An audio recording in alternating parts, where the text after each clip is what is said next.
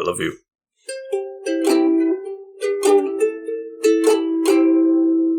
Oh, hey, welcome back there, Couch Potatoes. Come on in, sit down, have a seat with us.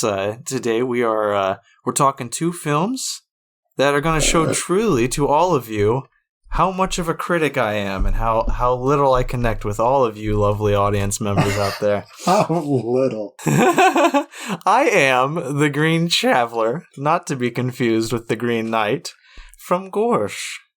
And I am the Faceless Leon from this side of the internet. This is Green and Faceless on the Couch. Yeah, we are. It's a podcast about movies and TV, and we're talking about some legends. Some epic legends, that's what we're doing. And let me explain why this is this will probably be the episode where you'll see how clearly I am more in line with critics than with audiences. Because we're talking The Green Knight and we're America the Motion Picture, which I almost always forget that fucking name. And to put it up front, the way I feel about these movies, the general audience will feel the exact opposite. I know for a fact that The Green Knight, the general audience, felt the exact opposite as me because I watched it in theaters. It's the only area you can watch it, except it's going to be streaming now. So by the time we watched it, it was only in theaters. Streamable now, and I definitely recommend going out to watch it. It's going to be going out to stream it. Yeah. I say it's streamable, but it's rentable. Right. Am I back? Am I scratching my head? Yeah, it seems like you're slow, but yeah, you are scratching your head. Okay, if I'm still scratching my head, then it's been too long.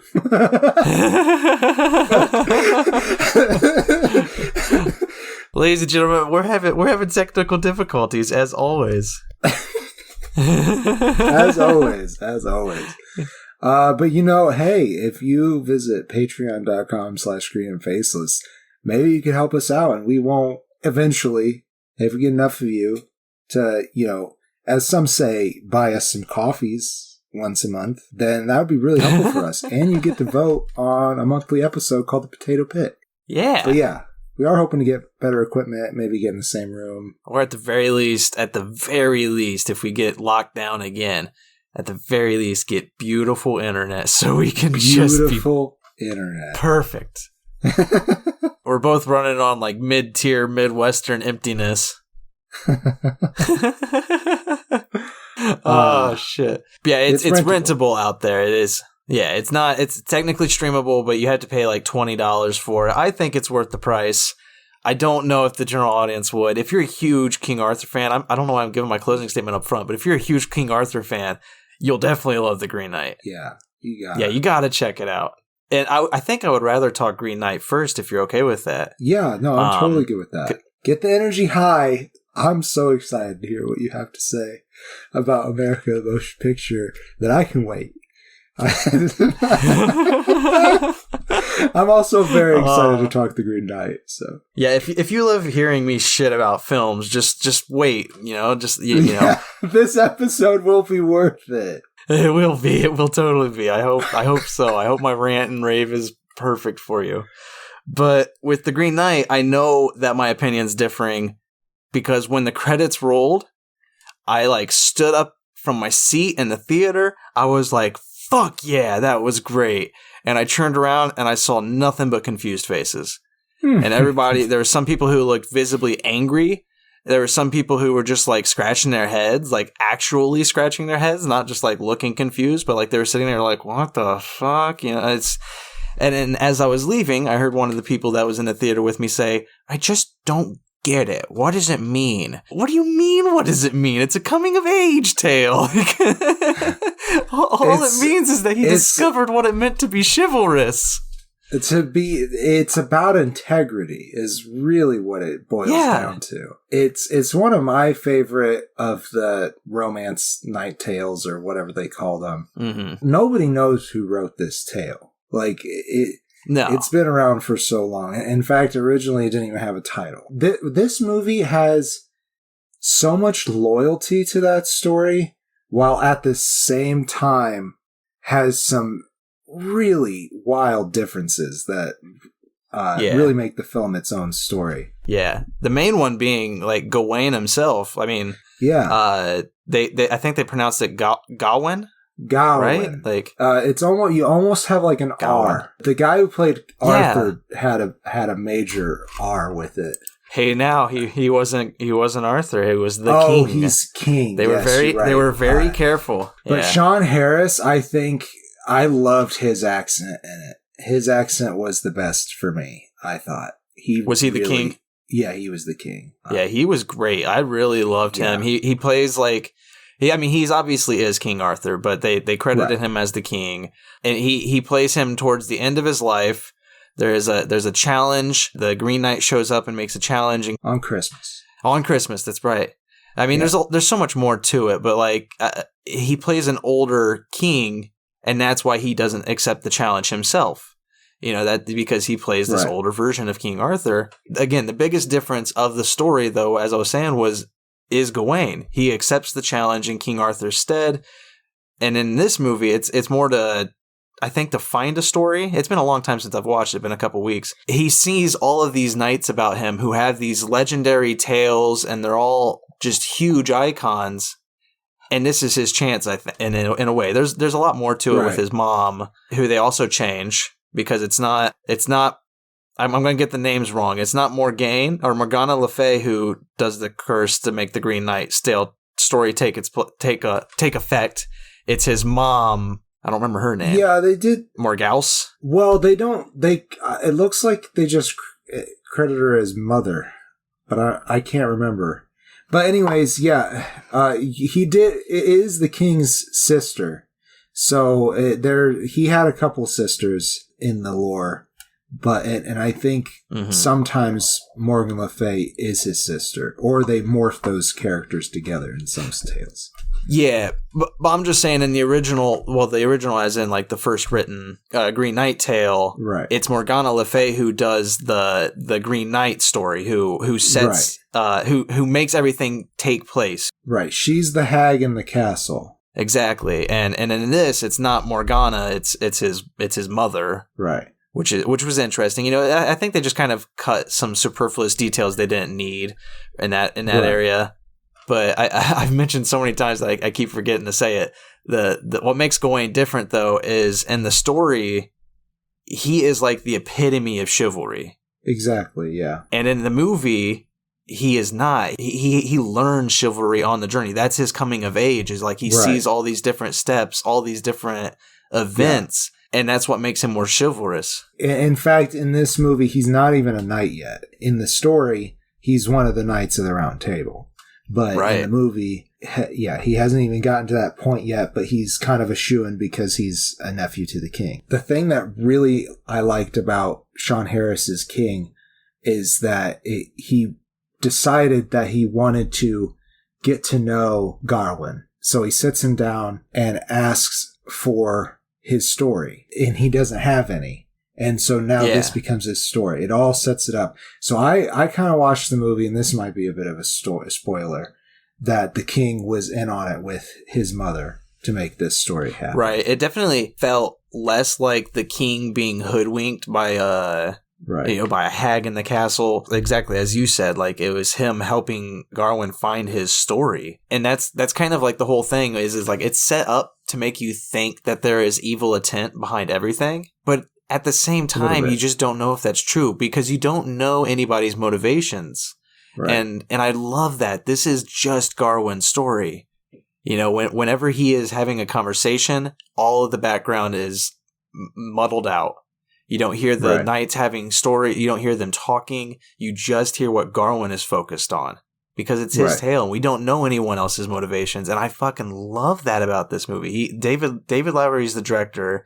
He did Pete's Dragon and A Ghost Story. I haven't seen either of them, honestly. The new Pete's Dragon is pretty decent. I haven't seen. I want to. I think this is better than that. And I heard about A Ghost Story. A lot of people called it very pretentious, and you do see a lot of pretentious filmmaking with definitely The Green Knight.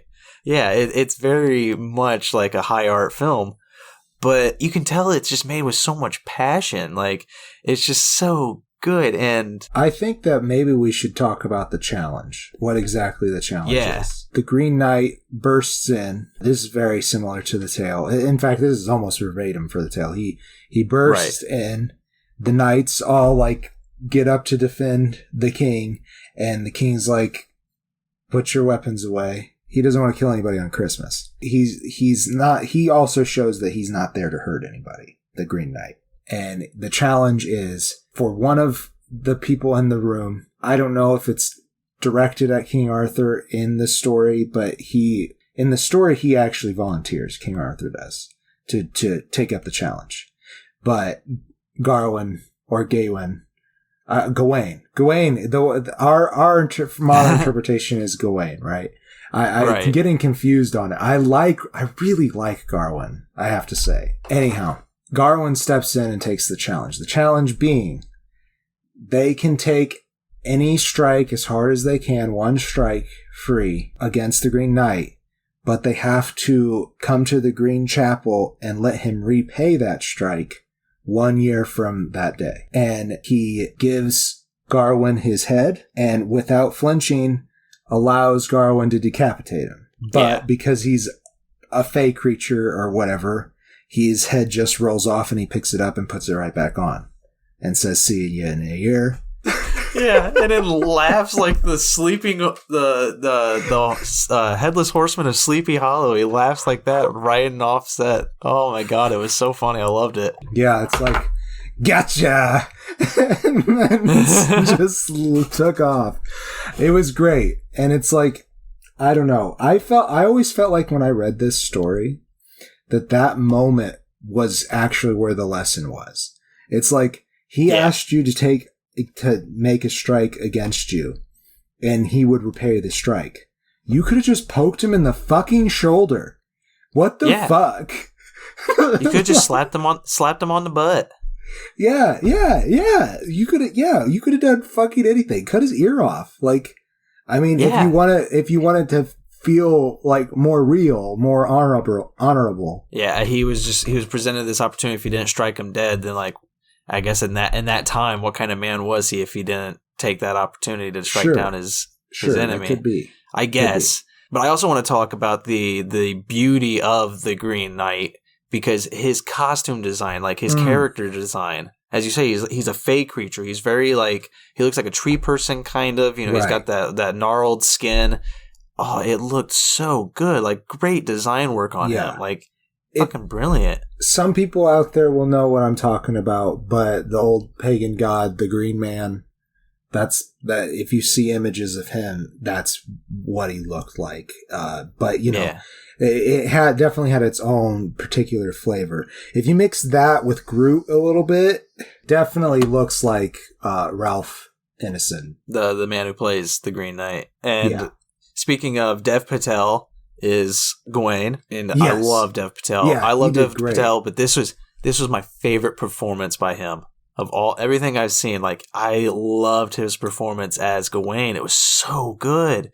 Like, you could just really see every lesson he makes, like, is just like so broadcast on his face. Like, there's this one moment where he helps this woman. He meets this spirit, and she's like, "Hey, my head's at the bottom of this lake. Can you bring that back to my body and set my spirit free?" And he's like, "Yeah, sure." And he goes, well, he doesn't, there's more to it than "yeah, sure." But he gets down to the lake, and before he dives in, he turns around and he's just like, "What's my reward for this?" And she's like, "You don't ask that." And he was just like, you could just see on his face, he was like, "Fuck, that was the wrong thing to say." That's a lesson he learns. When somebody has a need, you don't ask for a reward, you just help them. That's another step to him learning how to be a knight. And it's just beautiful little pieces of chivalry, just like little lessons of chivalry he has to learn. Another thing that I really loved, and it took me a while to figure this out, and I'm a little ashamed of it, but when they show the title card of Sir Gawain and the Green Knight, they show like 7 or 8, I can't remember how many sections of this movie there are, but there's a lot of flashes of Sir Gawain and the Green Knight, or Sir Gawain and ... Yeah. That's what it says. it's like a different background, a different font styling each time, and they just flash it rapid fire, and there's so many of them. And I was like, whoa, that is a very bold choice. I don't know what's going on here. Yeah, I'm not sure how I liked it, but what they did, the other half of it, I like. Yeah, when I figured out what it was, I liked it a lot. I thought it was a great choice because all it is this film is a segment of short films, basically.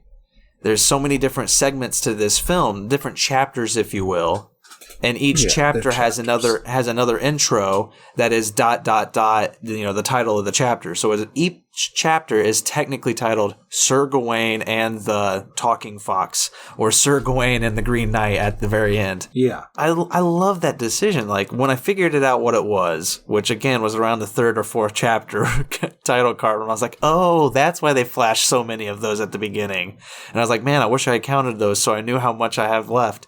But still, I thought it was a great. There's so many like very bold directorial like edit decisions. I just thought that was one of the better ones. There's another editorial decision where there's a very long shot of Dev Patel riding away with his horse, sauntering away technically with his horse, and it is a very, very long shot where nothing happens, but Dev Patel is riding a horse.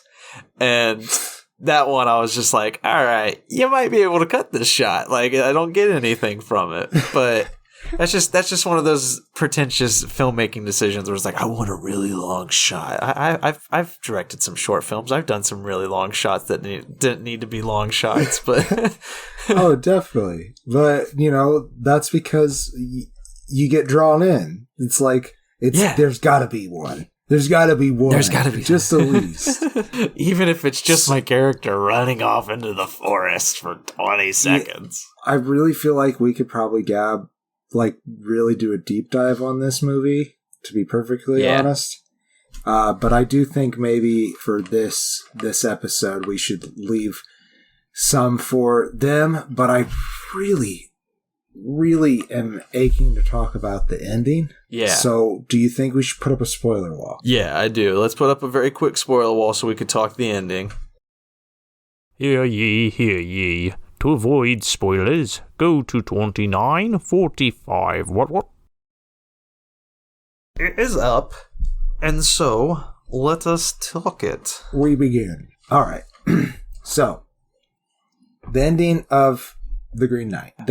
They do that forward flash sequence thing. Right. Which maybe I should explain that for people who decided that they might not see this movie. Do you mind if I set it up for you? Yeah. Sure. So he finally gets to the Green Knight, and in the process of that, in that year, I mean, it's not a year's worth of journey, but it's like a month's journey to get to the Green Knight. He comes across this husband and a wife out, and they're out in the woods. I think he's like a lord or something. I can't remember, but he's a lord. Yes. While he's hunting, his wife tries to seduce Gawain. And Gawain, he's definitely attracted by her, but he doesn't think it's the right thing to do. But he does, she does seduce him, and he comes on a rag, and she uses that to make a spell that will protect him. He will be forever protected. Nothing can harm him, I think is the... Okay, that's kind of a generalization, but I'm pretty sure the sash was already enchanted, because it was exactly like the sash that he got from his mother, and that was stolen. So she was just trying to seduce him. I think for this particular scene, it's more about the subtext than what was actually being said, because the lady was really trying to. She was seducing him, but also offering him this sash. She mentioned that it was already enchanted, if I remember. But she just off screen, she's jerking him off with the sash. I think she was trying to see how much he wanted the sash over her. And as he was coming, he said that he wanted the sash, and he rips it off her. And then she has this very disappointed look on her face. So I think she was trying to get more out of that, because she's not sexually. What's the word I want? Sexually satisfied by jerking him off. Like the whole time that he's been there, she's been trying to seduce him. So I hate to bring up that is Alicia Vikander. I love Alicia Vikander. She is an amazing actor. Hate bringing it up. I'm so happy to see her again. I hate bringing it up in that scene particularly because there's so many other scenes that she's in that she's brilliant in. I hate bringing up that during the hand job scene that's who plays her. But did she also play the prostitute that he liked, that he frequented? I don't think so, but I'm not sure because I thought she would be kind of high up on the cast list, and I'm not finding her, but they say Essel and the lady for, like, there's a slash mark. So I thought maybe. I don't remember, honestly. Again, it's been a long time since I saw it, sadly. Sure. And then let me ask you this, too. Ralph Ineson also played the Lord, right? I don't know. I can't remember. Well, I thought he did. I thought that's who the Lord was. Well, I mentioned that. I asked that because in the story, they don't actually put it out there in detail at the end of the movie, but the Green Knight was this Lord magically changed by Morgan Le Fay. Oh, gotcha. So that's why I thought it was Ralph Ineson, and they both look the same. I'm pretty sure. I mean, it might have been. It could have been. Again, a couple of weeks since I watched it, so I don't know. See me. Joel Egerton played the Lord. Hoo-hoo. But when he goes out to when Gawain leaves from her bedchambers with the cum-covered sash that'll protect him forever, he meets the Lord in the woods, and part of the agreement was he had to give the Lord whatever he got in the castle or something along those lines. It's long-winded. Also part of the story. Yeah, and in the story he gets a kiss from the right. lady, and he gives the Lord a kiss. In the movie, he just gives the Lord a kiss, and he chooses to give him a kiss instead of the sash that he got that would protect him. And the hand job. Exactly. And so when he gets to the Green Knight, though, he's wearing this sash that'll protect him from any blow. So he is kind of cheating the system here because he is supposed to receive this on equal ground.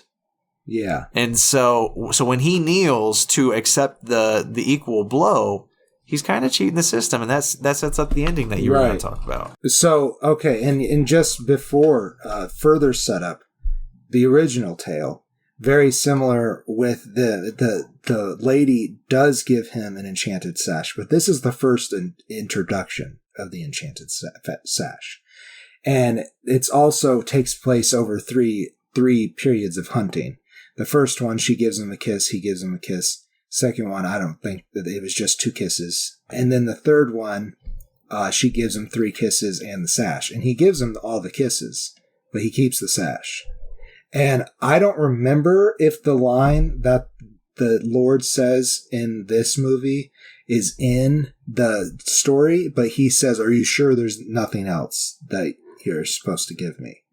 And the look on his face, and also the interpretation I've always had of that part of the story, was that the Lord wasn't interested in Gawain and knew that his wife would try to seduce him, and was like, "We're gonna play around like, noble people do because they can."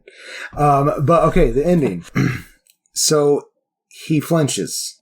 Gawain flinches, and the knight's like, "Hey, I didn't flinch at all. Come on, man. Balls up." He then goes to do it again, and Gawain is like, "No, fuck no," and he runs away. Eventually the king dies. He inherits the throne. And they show his entire life until he decides to take off the sash, and his head rolls off. And then we come back to the Green Chapel, and he's like, "Wait a minute." And he takes off the sash. And then the Green Knight's like, "Very well done." And he said, "Now, off with your head." Credits.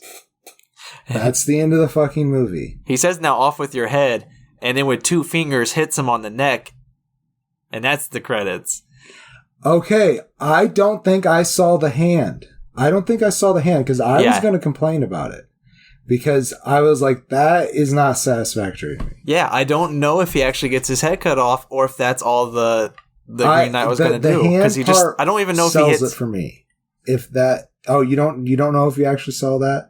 I don't know if he hit him on the neck. I remember he hit 2 fingers up though and said, "And now, off with your head." And that's when it pops up and says, "And the Green Knight," and that's when all the credits roll.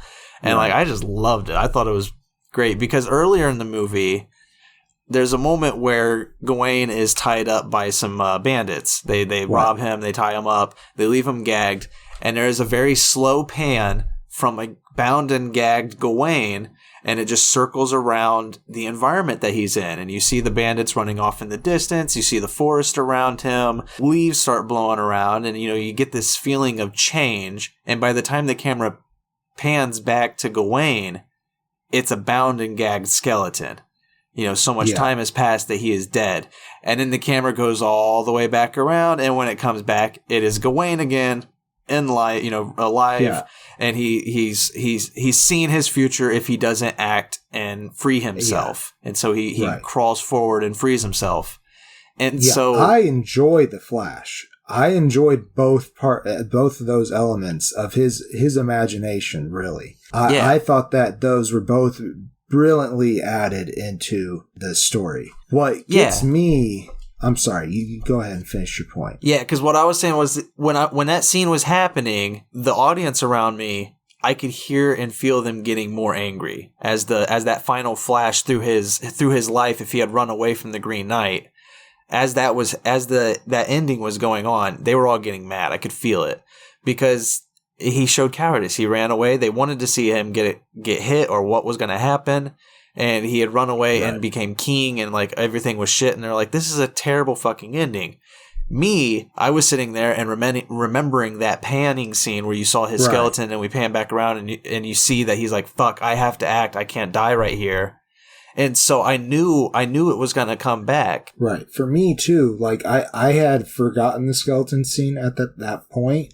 But because the way it was being told, the way it was being summarized in super fast motion, I knew that this wasn't where the story was going to end. Exactly, that would be horrible. So, I knew it was going to circle back somehow. Even if it was old man Gawain going back to the Green Chapel. And that would have also been kind of satisfactory to me. That would have been different from the story, and I would have enjoyed that. So I want to talk one more difference with the story, and that it is this ending. So it's the exact opposite in the story. He goes down with this sash, lets the Green Knight take his swing, and he stays intact. And the Green Knight says, listen, Gawain all of a sudden gets upset and feels like he did cheat the Green Knight. And the Green Knight says, listen, you came. You took the journey here. I still hold you as the most... I don't know if it was noblest of the knights or virtuous of the knights, something along those lines. They each kind of seem to represent a certain virtue in some of the stories. So it could have been that particular wording, but I forget. But anyways, I love that ending. He shows that he's human, and the Green Knight says, it's okay. You did a great job. And I like that this is different. And I like that he takes off the belt and chooses that, and that's different. It's the exact ending that was a little salty with. Was oh, okay, so he improves as a character and then he's still gonna die? Yeah. But the finger thing, if you did actually see that is actually in the film, I think that makes it more satisfying. It's you learned your lesson. I don't know. I really fucking enjoyed it when that happened. When it got back, when the flash forward cut and we came back to the present day, and Dev is like, nope, takes the satchel off. He's like, now you can take your swing. I don't know. It was just such a satisfying moment for me that I was just like, yes. Yeah, him taking off the sash, very satisfying. And I like. I like the off with your head ending. I hope that I'm correct about the fingers. That might be me reimagining what I felt in the theater, because that's how I took it, was that he wasn't actually going to cut his head off. That was him learning the lesson. Off with your head meant off with the past you. You are off now a knight. Ego. Yes, exactly. Yeah. You are now a knight. You've learned what it means to be chivalrous. You have a story. Yeah. Off you go. Head back out there. Oh yeah, another thing about the story element real quick is the the Lord and the Lady were like, "You're renowned." Yeah. Because of this story. And they did puppet shows and shit like that. Well, we should probably close. I mean, like I said before. Yeah, let's tear the wall down and close. Yeah, we could talk forever on this. I'll go ahead and say that I give it 4 stars. This is the kind of film I fucking love. Like, first off, I'm a huge King Arthur fan.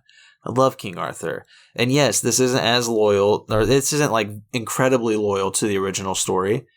But in regards to the spirit of a King Arthur Knight's Tale story, this is as loyal as you can fucking get. Yeah, this is like there's for sure with making it different, with making it compelling. Like if it was just Goody Two Shoe Man going off, I don't think it would be as compelling. Yeah, and there's some good like just very background world building. There's a scene where he meets the giants, and it just awed me. It was so interesting. That was cool. I would want to know more about that. I don't know what...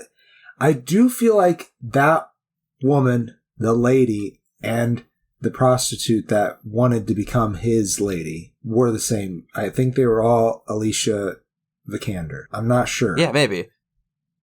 Did you have a connecting point to that in Giants? No, I think she was that lady giant that talked to him. She was the giant. Okay, cool. Yeah, I think gotcha. Okay, I thought you were talking about the lady in the. Okay, I was just like, you just started talking about the lady and the lady you wanted to be with. I want to talk about giants, Blake. Come on. I introduced giants and you went back to the lady. I wish they did more with the giants, though, but it was very interesting. Yeah. And very surreal. Yeah, there's just... Yeah, surreal is the right word. The world that they set up is just very surreal. There's a talking, the fox talks, and I loved that. I mean, it was kind of spoiled for me in one of the trailers, but it was great. It reminded me... I don't remember what the movie's name is, but there's a Willem Dafoe movie with a talking fox that's just so fucking ludicrous. Oh my god! I've showed you the video. It's so funny. But to get back to my closing with The Green Knight, I give it 4 stars. I think David Lowery did a great job directing. The cinematographer is Andrew Draws Palermo. Beautiful. This film looked great, and yeah. Great, yeah, exactly. You're fucking hired, man. No, it looked beautiful, great effects, great design, characters were great acting. I loved everything about this movie. It was made for somebody like me.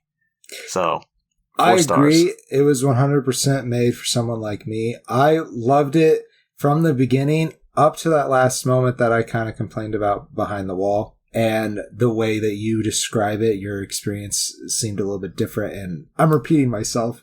But anyhow, I enjoyed it. I'm tempted to give it a face and a half. I really want to give it a face and a half. And I feel like if I watched it 2 or 3 more times, it would get a face and a half. So I'm going to go ahead and put it out there.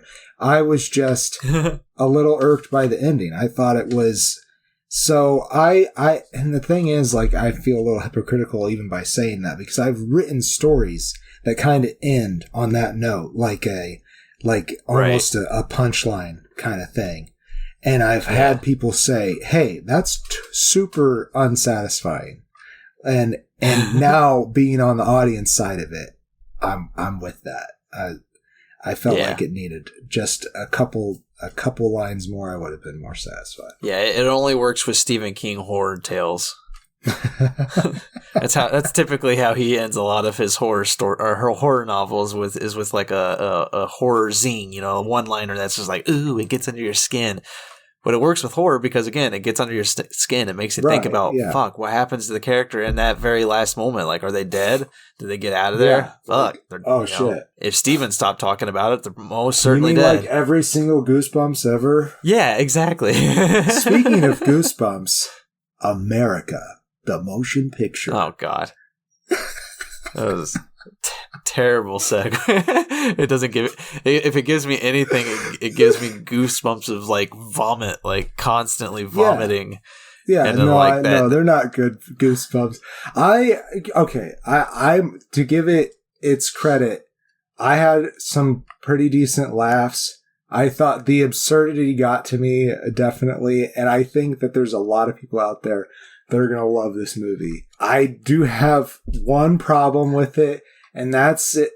This nation is so undereducated as it Just is. one problem.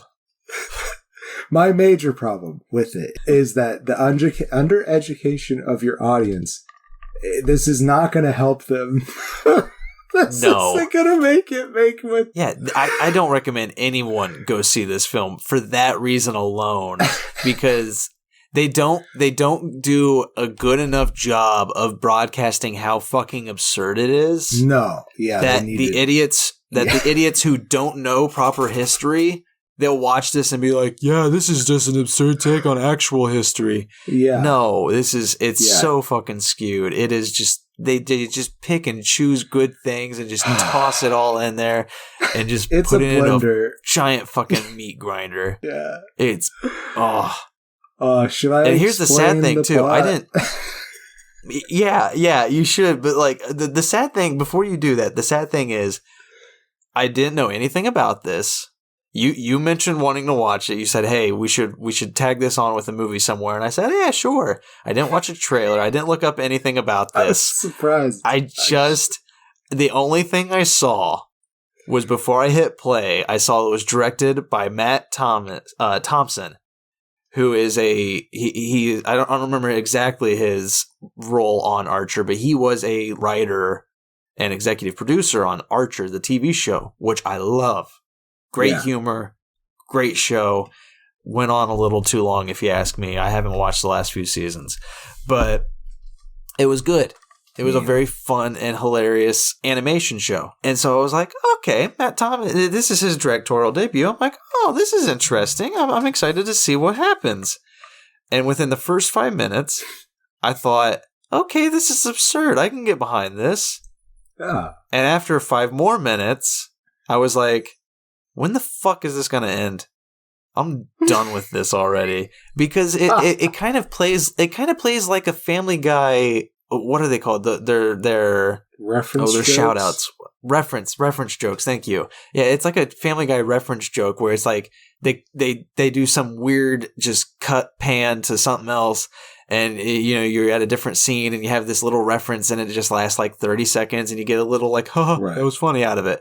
If that was it, if that was just a 30-second joke, I would have laughed at this. American the Motion Picture, I would have laughed at. They made like an hour and 36 or an hour and 40 just agonizing minutes.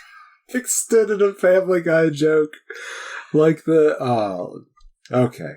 So let me go ahead and get into the plot of this. So Abraham Lincoln, who shouldn't be in this story, really is against taxation without representation. Also played by Will Forte, and I have to say I love Will Forte. I think his voice I do. hilarious. I do. Okay,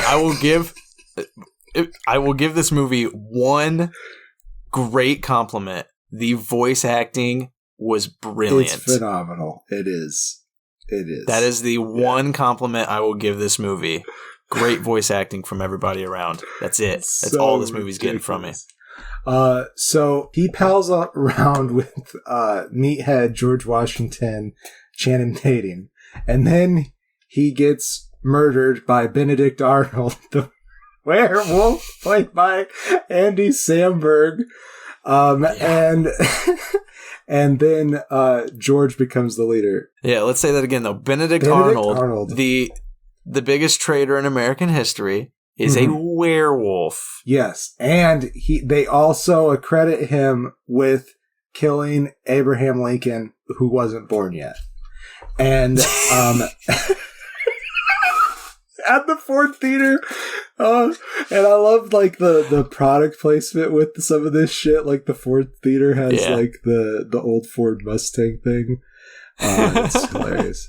So George Washington decides that he needs to take up the call. I can't remember. There was some other character that convinced him of this. I think it was Martha Washington, played by Judy Greer. She's in everything. He got convinced to move forward with Lincoln's plans, even though he really had no idea what he was doing.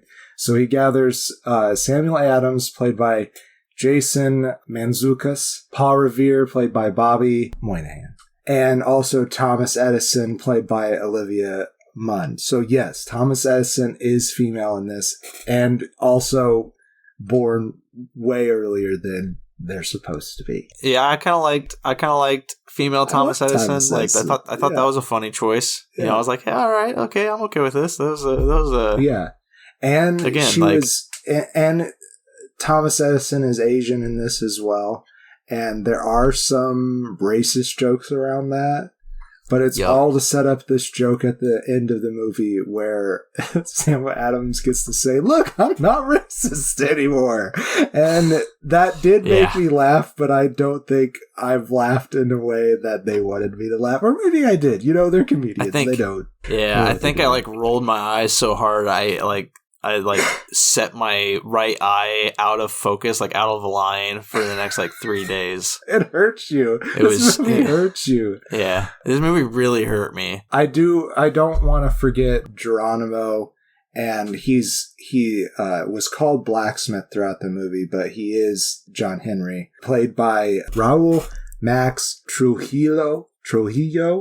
I'm sorry. I took 7 years of Spanish and I'm still the worst. And Killer Mike played John Henry. And nice. Am I saying that right? John Henry? John Henry?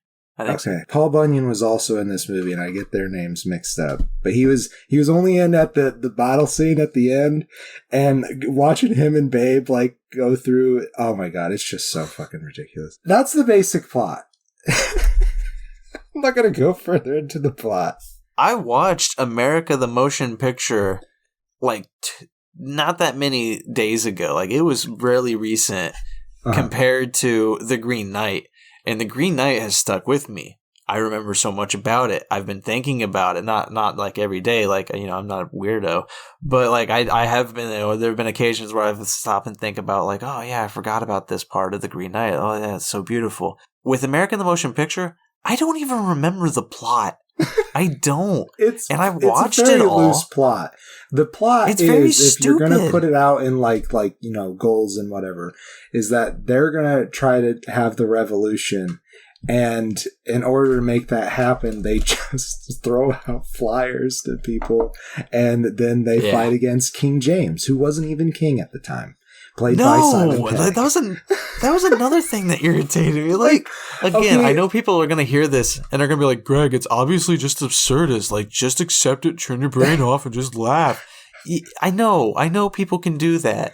Yeah. But this is just stupid absurd. There's no purpose for any of this. You know what? It felt like fucking a YouTube or a TikTok video. It's just out of sync with what I understand. It's just, I couldn't comprehend why any of this movie had to happen. Where was the point of this movie? And that was another thing. They shoehorned a message in there somewhere about race. Yeah, it was kind of we're all American. Then they finally get the chance to make their own country, and then they were kind of so you're gonna free all the slaves, right? And he was like, oh. And then all these other, things that are problems today start coming up, So, yeah, it did feel a little shoehorned in there at the end. But I think one thing that it does is by absurdly glorifying these people so highly, it does kind of, I'm thinking these comedians' eyes take them down a peg. Because, you've talked, I think, about it on the show before, or you just talked about it to me enough that I think you talked about it on the show, that you read the George Washington biography, and the more you read it, the more you felt like he was a dick because the author kept on trying to apologize for him. Yeah. The more I read it, the more I hated the man. I know a lot of people are going to hear them and be like, what the fuck?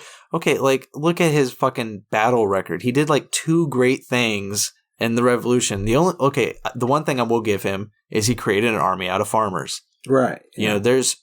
We went up against a legit army and held our ground. We won. Yeah. And there were some things about that came from George Washington. But there were also a lot of huge blunders that he did because he wasn't really the greatest fucking general around at that time. And if you look up historians like top 20 to top 50 generals of all time, he barely makes the fucking list. Like he wasn't that great of a general. He just did some good things and knew how to retreat across rivers really well. But as a person, he sucked. Like he was a huge dick. Like I can't stand him. He was a stoic motherfucker, that's for damn sure. But like his attitude towards race, there's a lot of moments in his biography where the biographer was like, yeah, he didn't want slavery. You know, he did think that the system needed to end.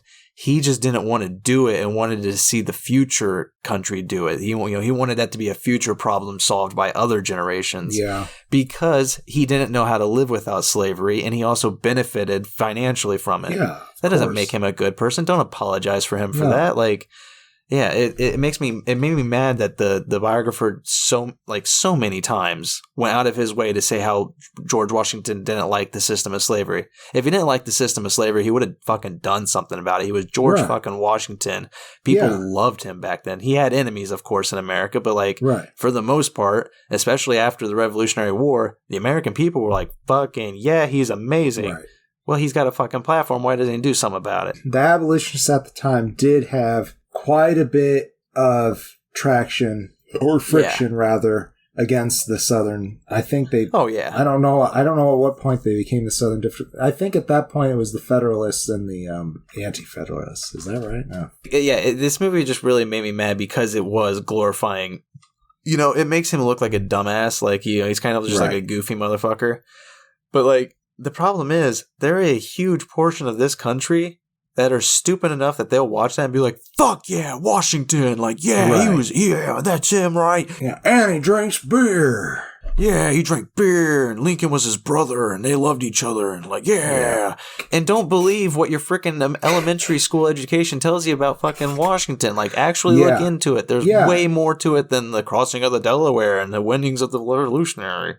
Anything that you learn in public school that has to do with history especially, you should look it up because it is a very narrow, and it's not necessarily your teacher's fault. They have a set curriculum set by the state for a lot of history classes. Like there's some electives they're allowed to teach, but especially with our country's history, they have pretty select things.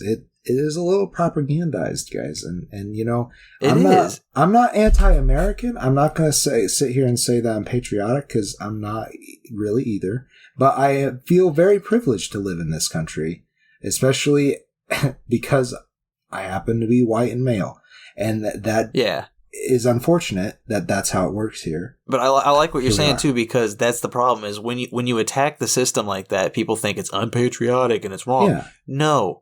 It's more patriotic to understand what the worst qualities of your country are too, as well as the good qualities. You know, it's like you need to know the bad and the good.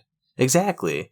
It's more patriotic to try to make this country a better fucking place than to keep it as is, because obviously as is isn't good. Right. You know, we can always strive for it to be a better country. That's more patriotic, fuckers. I 100% agree with you, and so does Paul Revere. So much that after his horse Clyde died, he got RoboCopped together with his horse and did some badass. I will give the animation a couple of points because there's some funny action scenes that at least I enjoy that were so goofy. I feel bad criticizing the animation because like it was good animation. Mm-hmm.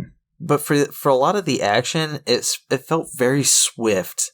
It didn't feel. You didn't see the action. It was just kind of like it happened, and it was just like what? Kind of like I blinked and I missed a lot of it. But I don't want to attack the because like the artwork was nice and the animation is good. So another thing about this movie is that all of the men, especially the heroes, are jacked as fuck. Like They're just so huge and their waists so small. It's definitely satire on masculinity a little bit too. But also you have Martha Washington, who has just very stereotypical toothpick waist and giant bazongas. So it's definitely a movie made for people who like the silliest, raunchiest comedy. They intentionally got everything wrong. That's part of what the movie was about. So I know everybody's yelling at me too because this was like, Greg, it was intentional this way. It's like, I know it was intentional. I don't understand he knows it's intentional, why. guys. It doesn't mean he has to like it. I don't get the purpose of it. So here's my last argument before we get into my closing statements. Like, here's the one thing I wanted to talk about was the writer.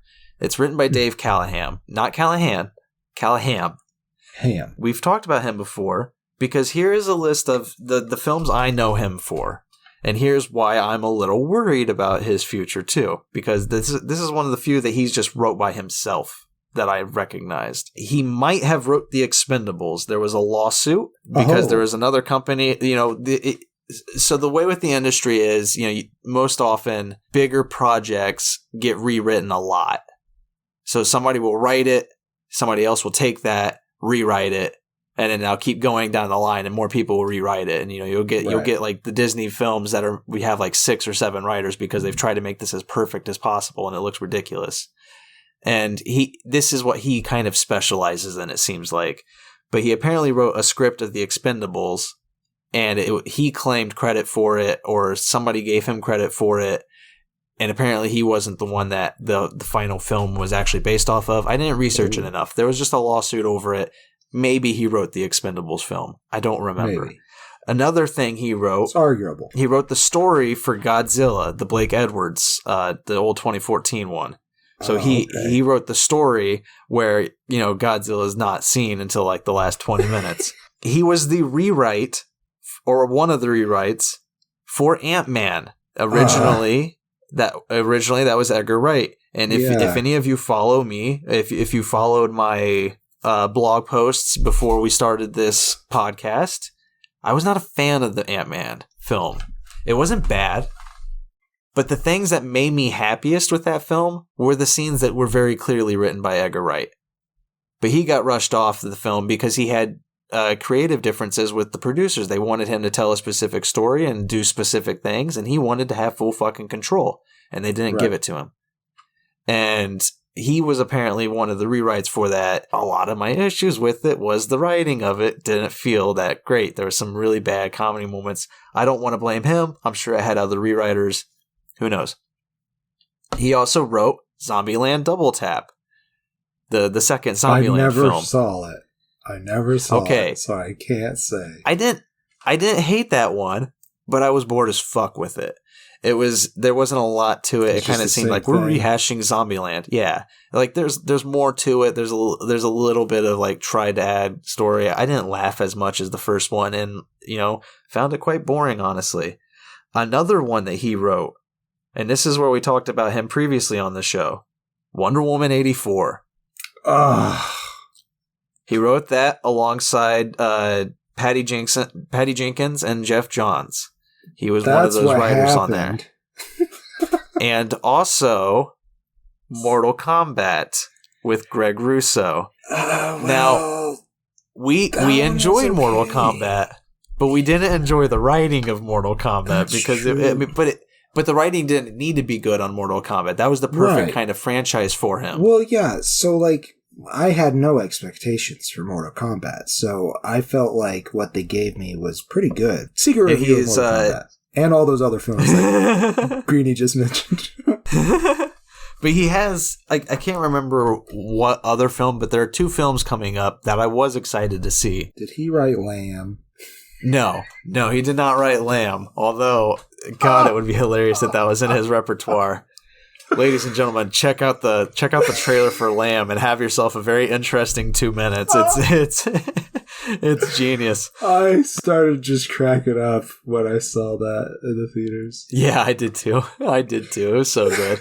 It was one of the trailers before Green Knight, and LAMB, Lamb, like the animal. Just look that up. It's so you won't be you might be disappointed, but it'll be hilarious for me. You might think differently of us.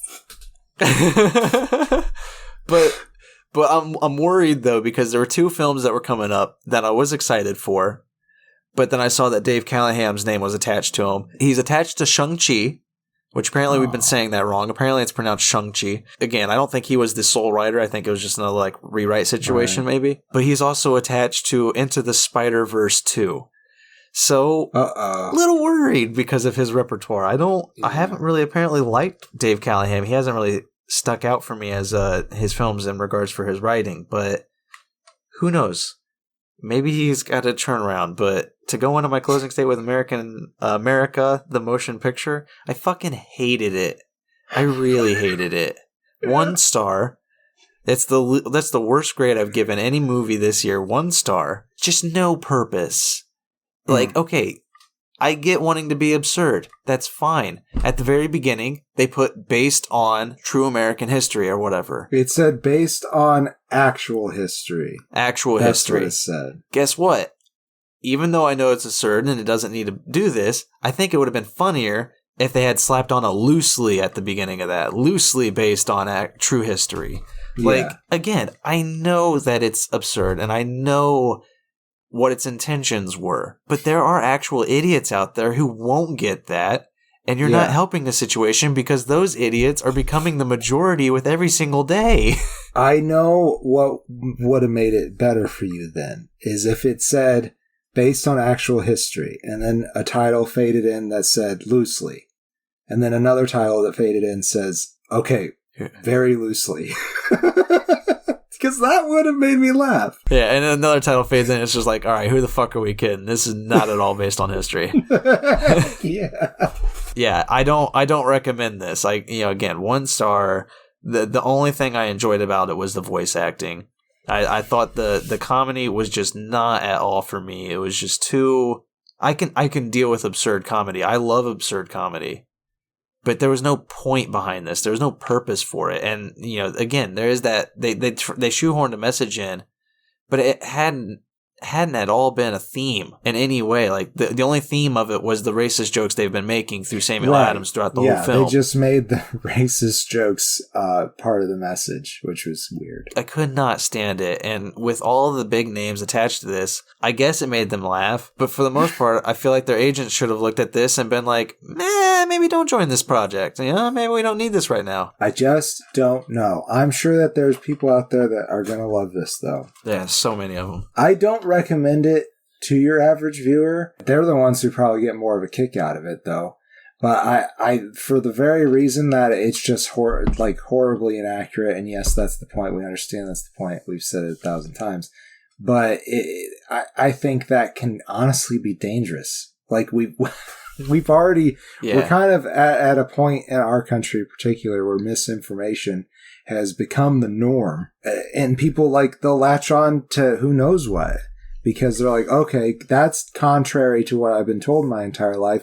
And I'm questioning what I've been told my entire life. For me, I do think it has a bit of a red flag. However, I really thought some of it was really funny. So I can't give it half a face. It was that funny for me that I'm willing to let it slide into a full face. Also, if you're a big fan of history, like I am, and also a fan of absurdism, almost all of the stories I've written are absurdist stories. So for that reason, I kind of connected with it a little bit. And I think that people who are big history fans who are looking for a laugh in this horrible world time, you could turn to this and have a good laugh. That's what I'll say about it. And if it had actually been a live action, I think I would have enjoyed it more. Yeah, because it would have been more like a Monty Python scene. Yeah, and that could be. And fun. I would have enjoyed that. It could have been a hilarious gag kind of gag comedy. It would have been a lot of fun. But being animated, it did not click with me in any fucking way. But I don't know, it's just one of those situations where it's like you have to think about how you want to present this film. And I feel like if it had been live action, maybe I would have been happy with it, 2.5 to 3 stars. But nope.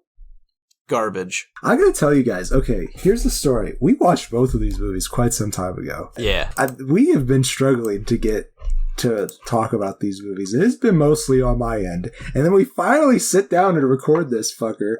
And there's been a shit ton of technical issues. In fact, I've lost Greg right now. But I think we both talked about our closing statement. So I'm going to go ahead and say, visit patreon.com/greenandfaceless, and that'd be really nice.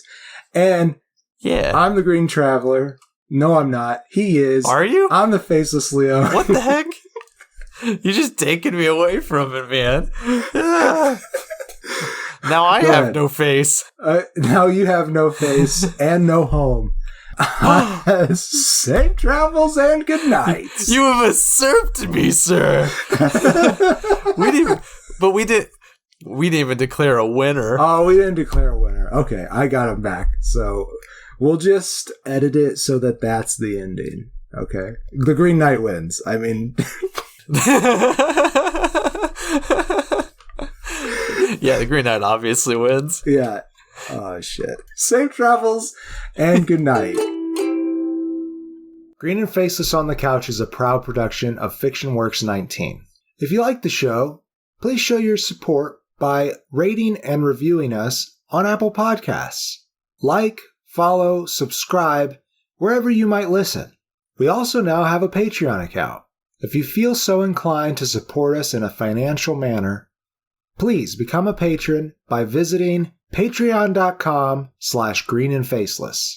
You can also find more information about us on our Facebook account or on the Fiction Works 19 Instagram account. Thank you so much for listening.